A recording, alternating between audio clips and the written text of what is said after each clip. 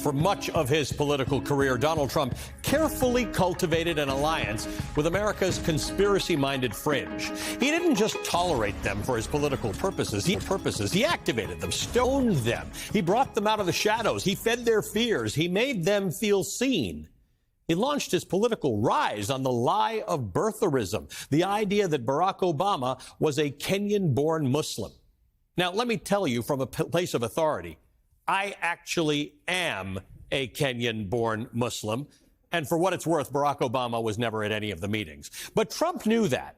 It was just a ploy, signaling early on that he was willing to go wherever the fringe's paranoia would take him. He tapped into the same voter base that was convinced that a global elite protected by the deep state was running a dark web of trafficking and exploitation. It started with a conspiracy about Hillary Clinton, who was, they alleged, running a pedophilia ring centered in the basement of Comet Ping Pong Pizzeria in D.C. On December 4th, 2016, a gunman from South Carolina entered the pizzeria to rescue the children from the basement. Shots were fired. There were no children. There were no pedophiles. The restaurant didn't have a basement. That conspiracy, Pizzagate, was a bust. But what wasn't a bust was the conspiracy that Trump and his supporters helped flourish with Jeffrey Epstein at its center. Trump gave the Epstein conspiracy's wildest belief airtime. In return, they backed him. They reposted, they voted, they got elected. He got elected, in part on the strength of a base of conspiracy theorists he groomed. But now he's president again, and those same conspiracists are becoming a big headache for him. They're out of control, and he's poised to toss them aside. He's lashing out at some of his most loyal supporters, calling them stupid, foolish, weaklings, all because they are pressing him on one issue, the Epstein files. This isn't just another kooky day in MAGA land. This moment marks a significant rupture. For all his authoritarian instincts, Trump has always relied on one illusion, that he was one of them, a truth teller, a rebel, a man fighting the man. But that was always a con. Trump never saw the base as partners in a cause. He saw them as marks. A means to an end, a block of loyal, gullible voters he could exploit to win power that he couldn't and wouldn't have won without them. Now that his own base is turning the lens back on him, what they're seeing is just another rich, powerful man protecting himself. And Trump knows that that's what they see. That's why, even as he insults them, he still tries to manipulate them, floating a brand new conspiracy, that it's all just a setup, this Epstein stuff. During a press conference in Scotland on Monday, Trump called the growing outrage over the Epstein files a hoax. And then, in classic fashion, he pointed the finger at the previous Biden administration, claiming they may have tampered with the evidence, that they could have, quote, easily put something in the files that's a phony, end quote. But this time, the excuses and the distractions don't seem to be working. Because the Epstein story doesn't divide neatly along left versus right lines. It cuts much deeper for MAGA diehards. This isn't about politics. It's about power. It's about who gets protected in the system. And you can hear the disillusionment in the voices of the same right-leaning influencers on whom Trump once counted. Joe Rogan, arguably the most influential podcaster in America, hosted Trump before the last election. He once defended him. Now he calls the Epstein scandal a line in the sand. He's accusing the Trump camp of gaslighting the public. Comedian Andrew Schultz, who also gave Trump a warm podcast welcome back in October, had this to say to his listeners last weekend. If I wanted to vote for somebody that was going to keep the Epstein files under wrap, that was going to extend the foreign wars and that was going to increase the budget, I would have voted for Kamala. Theo Vaughn, another major voice among the younger male demographic, is openly calling out GOP lawmakers for shielding Trump on Epstein. These are the very same voices Trump relied on to reach young, independent men, and now they are calling him out. The numbers back up this shift. A Washington Post poll this week found just 38% of Republicans approve of Trump's handling of the Epstein files. Even among MAGA Republicans, it's only 43%. And a Yahoo YouGov poll published on Thursday found that a whopping 67% of Americans believe the government is hiding information about Epstein's death. Trump's once invincible MAGA machine is glitching. Even the QAnon shaman has turned on him, calling Trump a fraud. I mean, when you've lost the QAnon shaman. This is the same base from which Trump once bragged he would not lose any voters, even if he were to stand in the middle of Fifth Avenue and shoot someone. Well, now he's aiming at them, mocking them, gaslighting them, calling them names. And guess what? He's losing them. That's what makes this scandal different. The hush money, the tariffs, the authoritarian power grabs, even January 6th, through it all, many of his followers convinced themselves it was all part of the plan, that Trump was still one of them. But the Epstein files have shattered that myth.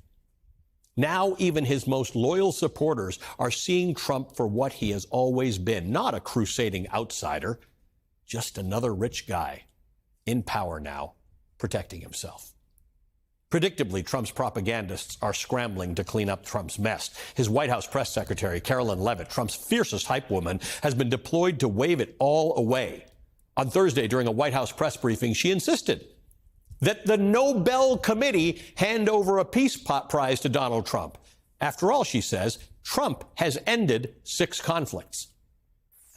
The president has now ended conflicts between Thailand and Cambodia, Israel and Iran, Rwanda and the Democratic Republic of the Congo, India and Pakistan, Serbia and Kosovo, and Egypt and Ethiopia. This means President Trump has brokered, on average, about 1 peace deal or ceasefire per month during his 6 months in office. It's well past time that President Trump was awarded the Nobel Peace Prize.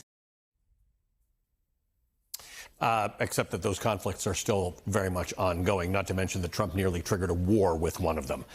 As the New Republic's Greg Sargent put it this way, quote, "We can always tell when Trump is in a shaky situation when Press Secretary Karoline Leavitt rushes in to praise him with absurdly over-the-top obsequious flattery. And boy, she did not disappoint this time." Leavitt isn't alone in this political theater, by the way. The sort of shunned, the shunned conspiracist Kash Patel, now head of the FBI, has conveniently reappeared this week to let us know that he stumbled into secret burn bags of Russia documents in some locked room somewhere. And then there's the sort of shunned director of national intelligence, Tulsi Gabbard, who's working hard to get back into Trump's good graces by resurrecting the long-debunked claim that Barack Obama manufactured evidence in Russiagate. The desperation is as palpable as it is revealing. What you're witnessing are the reflexes of a White House in crisis, grasping for any narrative that might stick. And it all begs one simple question. If Trump has nothing to hide, why is he hiding? Because the problem isn't Obama. The problem is not the media.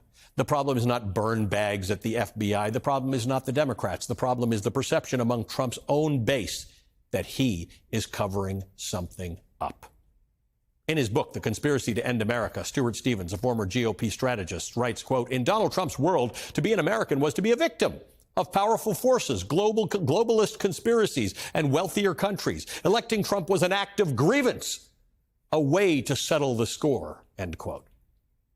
But what happens when the man you handed the keys to power starts pushing policy after policy that hurts the very working class Americans that he claimed to protect, slashing the social safety net, gutting the protections that stand between everyday people and corporate predators? Stevens offers this warning, quote, "The collapse of American democracy is like the pandemic. Whatever you say at the beginning will sound alarmist, but likely prove inadequate by the end," end quote. Sit with that for a moment. Whatever you say at the beginning will sound alarmist, but likely prove inadequate by the end. Stewart's follows with a quote from Abraham Lincoln. In 1864, President Lincoln wrote, "You cannot escape the responsibility of tomorrow by evading it today. We should listen and act accordingly." With more on this, I'm joined by Stuart Stevens himself, senior advisor for the Lincoln Project. He served as the chief strategist for Mitt Romney's 2012 presidential campaign. He's the author of numerous books, including The Conspiracy to End America, 5 Ways My Old Party is Driving Our Democracy to Autocracy. Stuart, welcome back to the show. Thank you for being with us. You describe very well Trump's political appeal as being rooted in grievance. But many of the people who supported him because of that are now feeling conned. Something has changed. Yeah, look, I think that there's a dividing line here in society, that the pro-pedophile section is pretty small. And, you know, Trump has always had this ability to and need to humiliate people. I think that a lot of the reasons he appoints people like Pete Hegseth or RFK Jr. is not because he doesn't know that they're idiots and are going to hurt America. He does it to prove that he can break these Republican senators and make them do what they know is wrong. And this is a moment where if you don't say this is wrong, if you don't call on Donald Trump not to pardon Maxwell, you're for it. That's the assumption, because you went along with everything else with Trump. So I think this really is a different moment for Trump. And I think it's a moment where you either have to say everything that we believed about the world was wrong and Donald Trump was right, or you have to say, well, there are pedophiles there. What, are we going to find out who they are? I mean, the answer to most people is, are you on the Epstein list? Most of us have a pretty easy way of just saying no.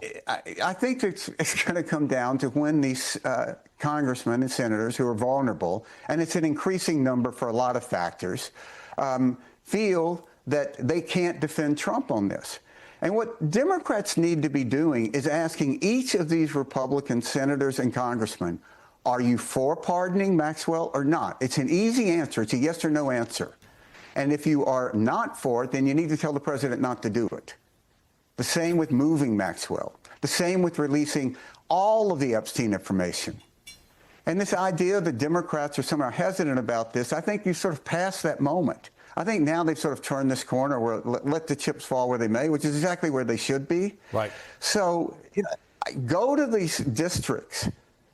Ask the pastors of the churches of these congressmen and these senators where they stand. And I think that really hurts these people at their base. A lot of politics is about small numbers. And when you look at these districts, Trump can't lose very much of these voters. And I think it's going to hurt him.